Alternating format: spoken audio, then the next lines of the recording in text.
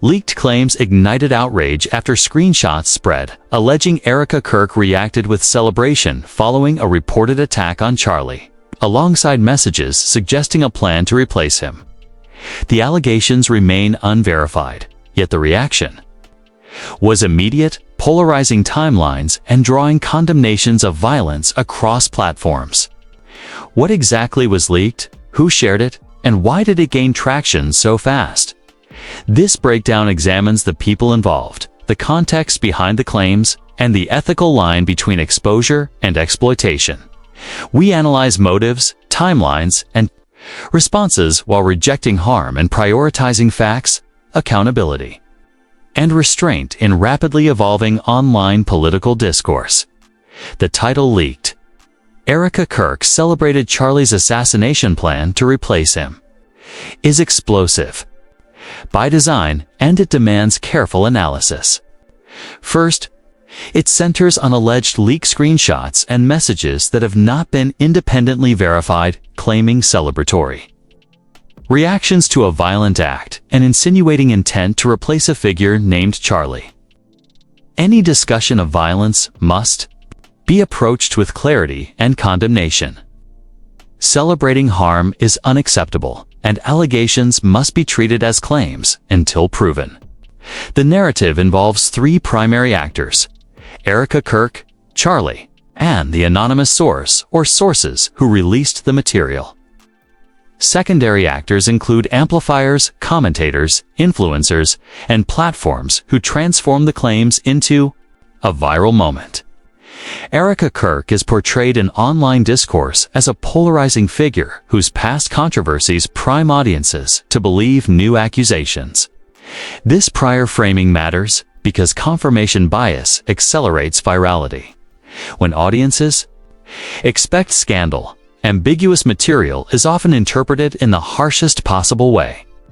Charlie, conversely, is framed as a victim, which intensifies emotional reactions and moral judgments. The leaker's role is crucial. Motives could range from whistleblowing to revenge, clout chasing, or misinformation. Without transparent provenance, assessing credibility remains difficult. The alleged content reportedly includes celebratory language following an attack and references to replacing Charlie, even if authentic context is essential. Screenshots can be selective, edited, or stripped of timing and tone. Sarcasm, dark humor, or third-party commentary can be misconstrued. That does not excuse harm, but it underscores why verification precedes verdicts. Ethical commentary distinguishes between analyzing claims and endorsing conclusions. Across platforms, many posts failed that test, leaping to certainty and amplifying outrage through hashtag leaked messages and hashtag breaking. Social platforms reward immediacy. When a claim breaks, the first wave sets the frame. Accounts tagged at Erika Kirk and at Charlie multiplied attention, while thumbnails and captions hardened narratives. Some creators added disclaimers, allegedly, reportedly, yet spoke with certainty in tone. This mismatch between language and delivery is common in viral cycles and contributes to misinformation. Responsible analysis demands consistency between words and implications. Violence, even alleged celebration of it, triggers universal condemnation. Many voices emphasize that no political or personal conflict justifies harm. That consensus matters. It separates critique from cruelty and draws a bright line against glorifying attacks. In this case, several commentators focused on denouncing violence first, then questioning the claim's authenticity. Others inverted that order, centering outrage before verification. The difference shapes audience trust. The phrase "plan to replace him" implies intent and conspiracy. Intent is notoriously hard to prove. Plans require corroboration, timelines, resources, coordination. Absent such evidence, claims should be framed as allegations under scrutiny. Some posts cited vague references to taking over or moving on, which can be interpreted benignly or malignly. Analysts should present multiple plausible interpretations rather than a single accusatory reading. The leaker's credibility becomes decisive. Anonymous releases can protect whistleblowers, but also enable manipulation. Best practice includes metadata checks, cross-platform consistency, and independent corroboration. Few viral threads provided such rigor. Instead, screenshots circulated without timestamps, usernames obscured, and chains incomplete. Each omission weakens confidence while paradoxically increasing reach.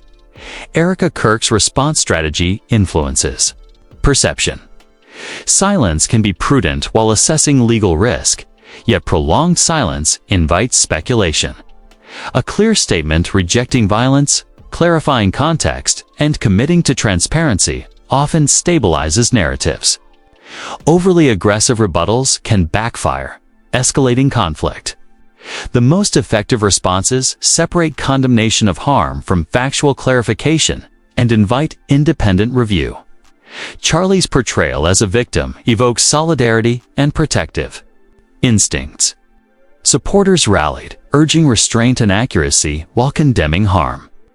Some criticized platforms for allowing sensational framing. Others demanded accountability if claims proved true.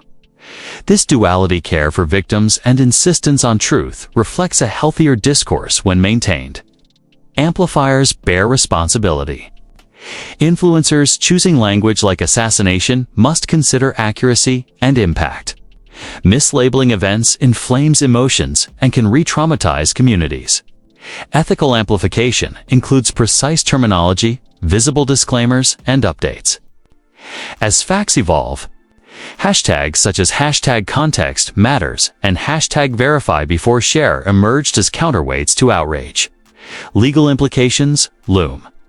Allegations of celebrating violence or plotting replacement could constitute defamation if false.